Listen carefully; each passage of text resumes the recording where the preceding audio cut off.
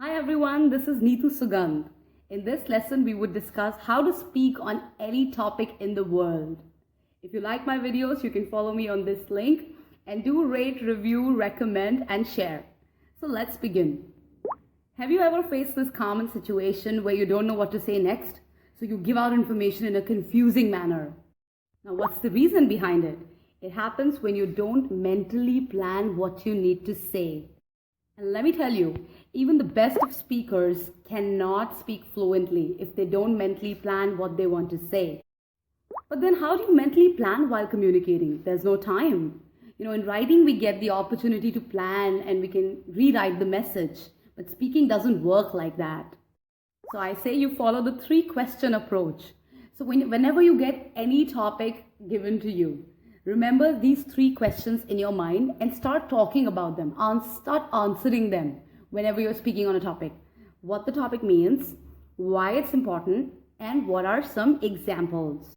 I'm going to use this particular technique on speaking. I'll be speaking on the topic listening, and let me show you how it works. So what the topic means. Listening essentially means interpreting what the other person is saying. Why it's important. It's important to understand people better. It's important for effective communication. Without listening, it's very difficult to have a smooth conversation with anyone. What are some examples? One example would be if you're listening to me and you can interpret what I'm saying correctly, then you're actively listening. More examples could be like my friends. They don't want to listen at all. So they're bad listeners. So that's a bad example for listening. Even though we have 2 ears and 1 mouth, but for some reason people like to talk more and they like to listen less. However, if we talk about a customer service environment or a business environment or a job interview, we have to listen.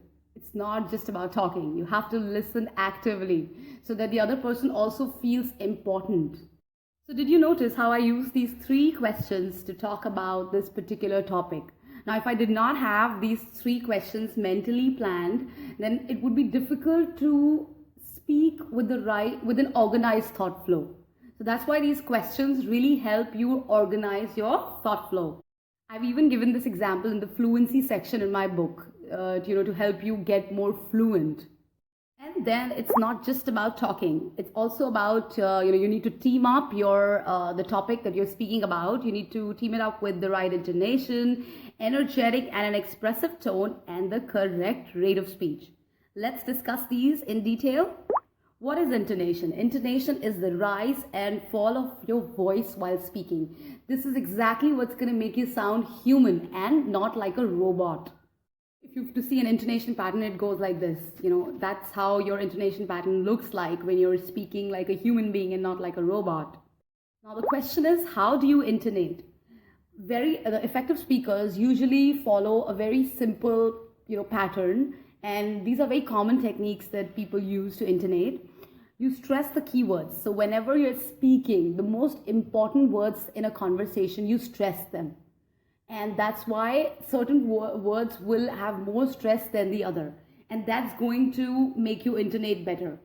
And then you don't stress the weak words. For example, to, is, the. These are not the words that give you the maximum information.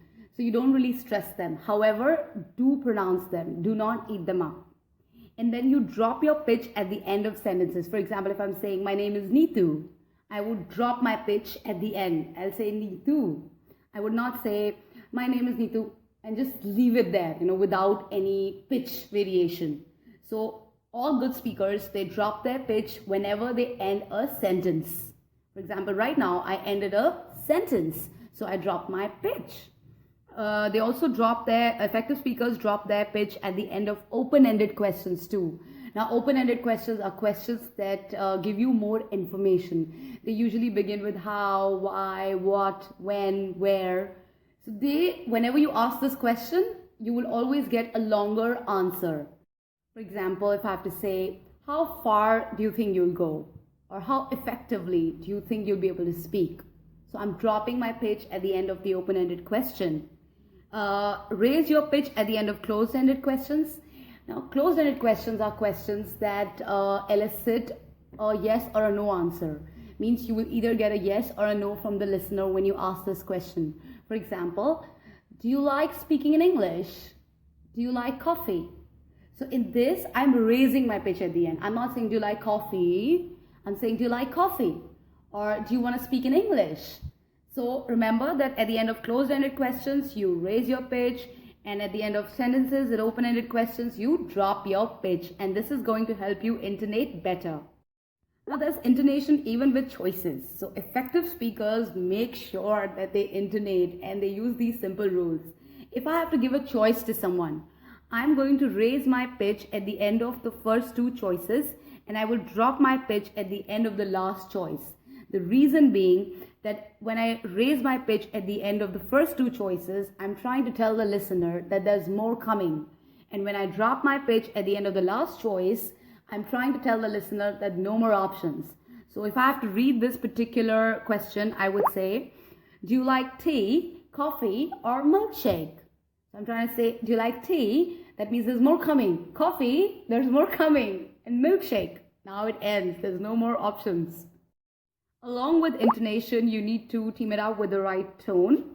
Let's read this in the wrong tone first, okay? For example, if someone says, I lost my book, and then you say, oh, that's bad news. Now, this is definitely not the right tone for this particular statement, right? So it's very important to use the right tone in the right situation. So if someone's saying, I lost my book, oh, that's bad news. You need to have the right tone. And obviously, when you're speaking in front of an audience, it's important to give tone variations, make it funny, make it energetic, make it very professional. You can even be serious if you're discussing something serious, but you have to give a tone variation. Rate of speech also needs to be taken care of.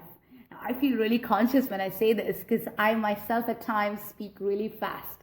However, always ask yourself a question. Are you going to miss a train in the next 5 minutes?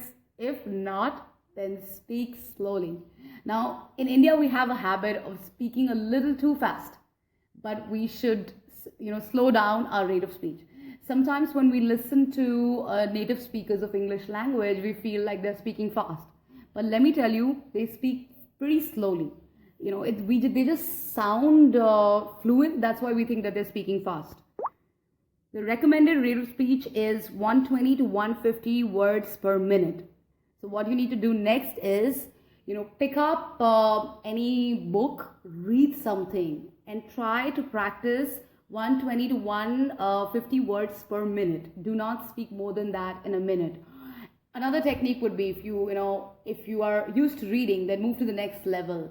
Pick up any free speech topic.